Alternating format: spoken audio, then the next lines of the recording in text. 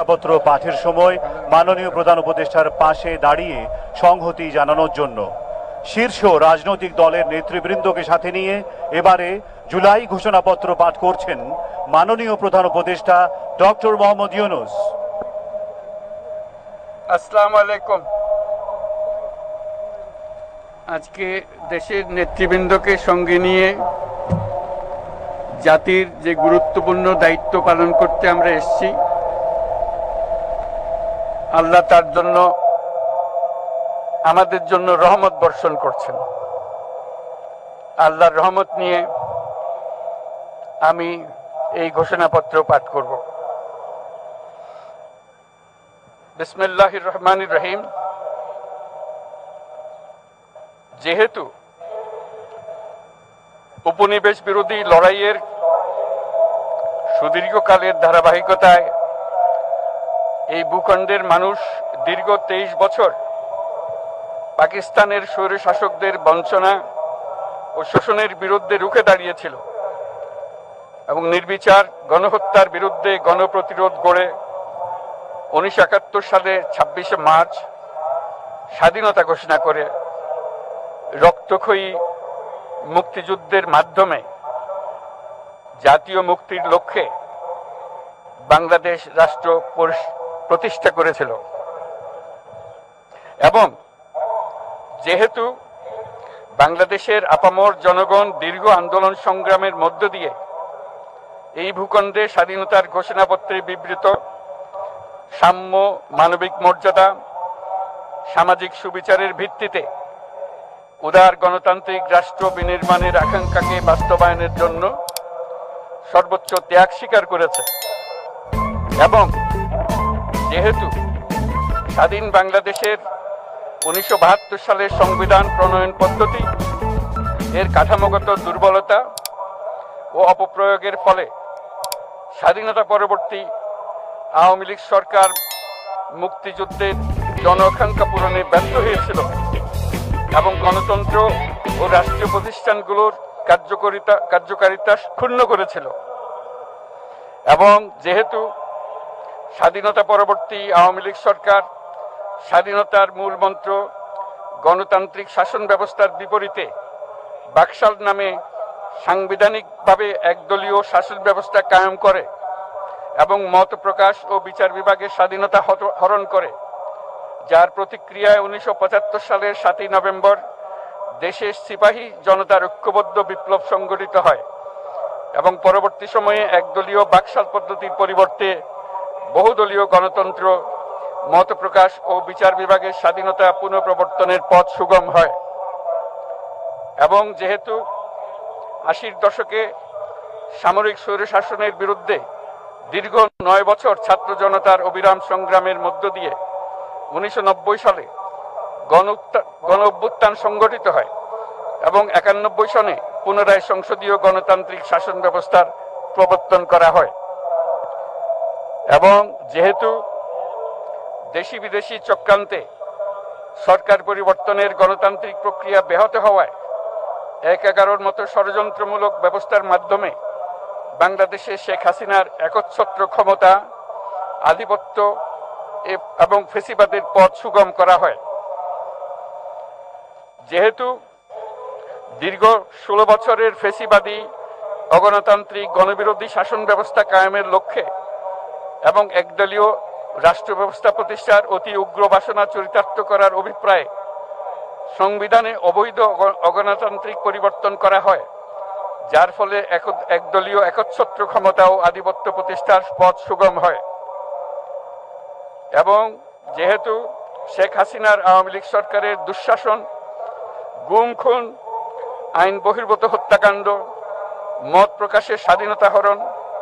এবং একদলীয় স্বার্থে সংবিধান সংশোধন ও পরিবর্তন বাংলাদেশের সকল রাষ্ট্রীয় সাংবিধানিক প্রতিষ্ঠানসমূহকে ধ্বংস করে, এবং যেহেতু হাসিনা সরকারের আমলে তারই নেতৃত্বে একটি চরম গণবিরোধী, একতান্ত্রিক ও মানবাধিকার হরণকারী শক্তি বাংলাদেশকে একটি ফেসিবাদী, মাফিয়া এবং ব্যর্থ রাষ্ট্রের রূপ দিয়ে আন্তর্জাতিকভাবে বাংলাদেশের ভাবমূর্তি ক্ষুণ্ণ করে, এবং যেহেতু তথাকথিত উন্নয়নের নামে শেখ হাসিনার ফ্যাসিবাদী নেতৃত্বে সীমাহীন দুর্নীতি, ব্যাংক লুট, অর্থ পাচার ও অর্থনৈতিক প্রতিষ্ঠানগুলিকে ধ্বংসের মধ্যে দিয়ে বিগত পতিত দুর্নীতিবাজ আওয়ামী লীগ সরকার বাংলাদেশও এর অমিত অর্থনৈতিক সম্ভাবনাকে বিপর্যস্ত করে তোলে এবং পরিবেশ, প্রাণ বৈচিত্র্য ও জলবায়ুকে বিপন্ন করে। এবং যেহেতু শেখ হাসিনার ফ্যাসিস্ট সরকারের বিরুদ্ধে রাজনৈতিক দল, ছাত্র শ্রমিক সংগঠন সহ সমাজের সর্বস্তরের জনগণ গত প্রায় 16 বছর যাবৎ নিরন্তর গণতান্ত্রিক সংগ্রাম করে জেল জুলুম, হামলা মামলা, গুম খুন ও বিচার বহির্ভূত হত্যাকাণ্ডের শিকার হয় এবং যেহেতু বাংলাদেশে বিদেশি রাষ্ট্রের অন্যায় প্রভুত্ব, শোষণ ও খবরদারিত্বের বিরুদ্ধে এদেশের মানুষের ন্যায়সঙ্গত আন্দোলনকে বহিঃশক্তির তাবেদার আওয়ামী লীগ সরকার নিষ্ঠুর শক্তি প্রয়োগের মাধ্যমে দমন করে এবং যেহেতু অবৈধভাবে ক্ষমতা অব্যাহত রাখতে আওয়ামী লীগ সরকার 3টি প্রহসনের নির্বাচনে এর জাতীয় সংসদ নির্বাচন এদেশের মানুষকে ভোটাধিকার ও প্রতিনিধিত্ব থেকে বঞ্চিত করে। যেহেতু আওয়ামী লীগ আমলে ভিন্ন মতের রাজনৈতিক নেতাকর্মী, শিক্ষার্থী, তরুণদের নিষ্ঠুরভাবে নির্যাতন করা হয় এবং সরকারি চাকুরিতে একচেটিয়া দলীয় নিয়োগ এবং কোটাভিত্তিক বৈষম্যের কারণে ছাত্র, চাকুরি প্রার্থী, নাগরিকদের মধ্যে চরম ক্ষোভের জন্ম হয় এবং যেহেতু বিরোধী রাজনৈতিক দল সংগঠনের উপর চরম নিপীড়নের ফলে দীর্ঘদিন ধরে জনরোষের সৃষ্টি হয় এবং জনগণ সকল বৈধ প্রক্রিয়া অবলম্বন করে ফ্যাসিবাদ বিরোধী লড়াই চালিয়ে যায় এবং যেহেতু সরকারি চাকরিতে বৈষম্যমূলক কোটা ব্যবস্থা বিলোপ ও দুর্নীতি প্রতিরোধে বৈষম্য বিরোধী ছাত্র আন্দোলন চলাকালে আওয়ামী লীগ সরকার কর্তৃক ব্যাপক দমন পীড়ন, বর্বর অত্যাচার, মানবতা বিরোধী হত্যাকাণ্ড চালানো হয়, যার ফলে সারা দেশে দলমত নির্বিশেষে ছাত্র জনতার উত্তাল গণবিক্ষোভ গণ অভ্যুত্থানের রূপ নেয় এবং যেহেতু ফ্যাসিস্ট শক্তির বিরুদ্ধে অদম্য ছাত্র জনতার অভ্যুত্থানে রাজনৈতিক দল, ধর্মীয়, সামাজিক, সাংস্কৃতিক, পেশাজীবী, নারী ও শ্রমিক সংগঠন সমূহ সমাজের সকল স্তরের মানুষ যোগদান করে এবং আওয়ামী ফ্যাসিবাদী বাহিনী রাজপথে নারী, শিশু সহ প্রায় 1000 মানুষকে নির্বিচারে হত্যা করে, অগণিত মানুষ পঙ্গুত্ব, অন্ধত্ব বরণ করে। আন্দোলনের চূড়ান্ত পর্যায়ে সামরিক বাহিনীর সদস্যগণ জনগণের গণতান্ত্রিক লড়াইকে সমর্থন প্রদান করে এবং যেহেতু অবৈধ শেখ হাসিনা সরকার পতন, ফ্যাসিবাদী ব্যবস্থার বিলোপ এবং নতুন রাজনৈতিক বন্দোবস্তের লক্ষ্যে বৈষম্য বিরোধী ছাত্র আন্দোলনের ডাকে জনগণ অসহযোগ আন্দোলন শুরু করে, পরবর্তী সময়ে 5ই আগস্ট ঢাকা অভিমুখে লং মার্চ পরিচালনা করে এবং ফ্যাসিবাদ বিরোধী আন্দোলনরত সকল রাজনৈতিক দল, ছাত্র জনতা তথা সর্বস্তরের সকল শ্রেণীর পেশার আপামর জনসাধারণ তীব্র আন্দোলনের চূড়ান্ত পর্যায়ে গণভবনমুখী জনতার উত্তাল যাত্রার মুখে ফ্যাসিস্ট হাসিনা 5ই আগস্ট 2024 তারিখে পদত্যাগ করে দেশ ছেড়ে পালিয়ে যেতে বাধ্য হয় এবং যেহেতু বাংলাদেশের রাজনৈতিক ও সাংবিধানিক সংকট মোকাবেলায় গণ অভ্যুত্থানের মধ্য দিয়ে ব্যক্ত জনগণের সার্বভৌমত্বের প্রত্যয় ও প্রয়োগ রাজনৈতিক ও আইনি উভয় দিক থেকে যুক্তিসঙ্গত, বৈধ ও আন্তর্জাতিকভাবে স্বীকৃত এবং যেহেতু জনগণের দাবি অনুযায়ী এরপর অবৈধ দ্বাদশ জাতীয় সংসদ ভেঙে দেওয়া হয় এবং সংবিধানের 106 অনুচ্ছেদ অনুসারে সুপ্রিম কোর্টের মতামতের আলোকে সাংবিধানিকভাবে ডক্টর মোহাম্মদ ইউনূসের নেতৃত্বে 8ই আগস্ট 2024 তারিখে একটি অন্তর্বর্তীকালীন সরকার গঠন করা হয় এবং যেহেতু বাংলাদেশের সর্বস্তরের জনগণের ফ্যাসিবাদ বিরোধী তীব্র আকাঙ্ক্ষা এবং ছাত্র জনতার অভ্যুত্থানের মধ্য দিয়ে ফ্যাসিবাদ, বৈষম্য, দুর্নীতিমুক্ত সমাজ ও রাষ্ট্র বিনির্মাণের অভিপ্রায় প্রকাশিত হয়, সেই হেতু বাংলাদেশের জনগণ সুশাসন ও সুষ্ঠু নির্বাচন, ফ্যাসিবাদী শাসনের পুনরাবৃত্তি রোধ, আইনের শাসন অর্থনৈতিক ও সামাজিক ন্যায় বিচার নিশ্চিত করার লক্ষ্যে নিয়মতান্ত্রিক উপায়ে বিদ্যমান সংবিধান ও সকল রাষ্ট্রীয় সাংবিধানিক প্রতিষ্ঠানের গণতান্ত্রিক সংস্কার সাধনের অভিপ্রায় ব্যক্ত করে এবং সেহেতু বাংলাদেশের জনগণ বিগত 16 বছরের দীর্ঘ ফ্যাসিবাদ বিরোধী আন্দোলন সংগ্রামকালে এবং 2024 সালের জুলাই গণঅভ্যুত্থানকালীন সময়ে ফ্যাসিস্ট আওয়ামী লীগ সরকার কর্তৃক সংগঠিত গুম খুন হত্যা, গণহত্যা, মানবাধিকার বিরোধী অপরাধ ও সকল ধরনের নির্যাতন, নিপীড়ন ও রাষ্ট্রীয় সম্পত্তি লুণ্ঠনের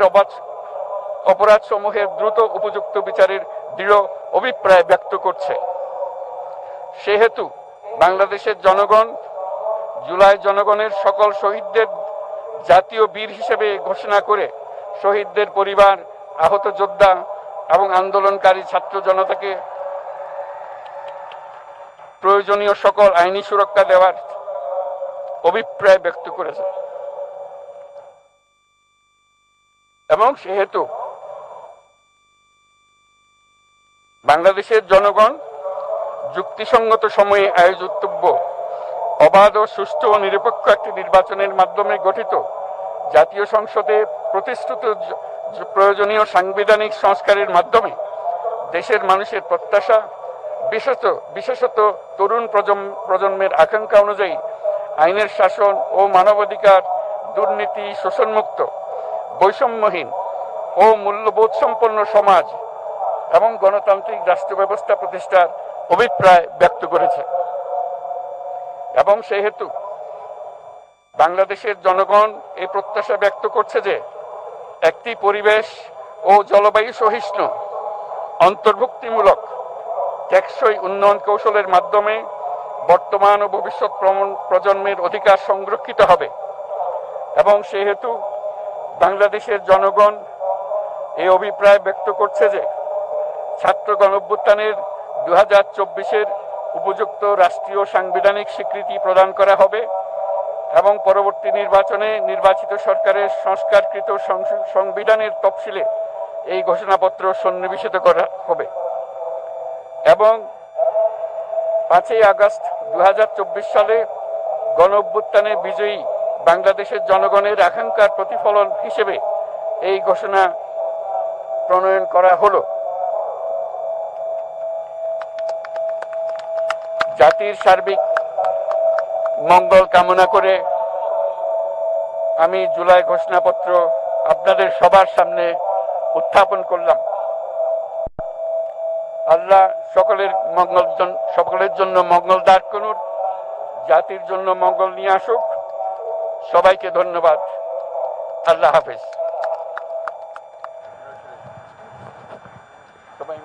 সম্মানিত সুধীবৃন্দ, ঐতিহাসিক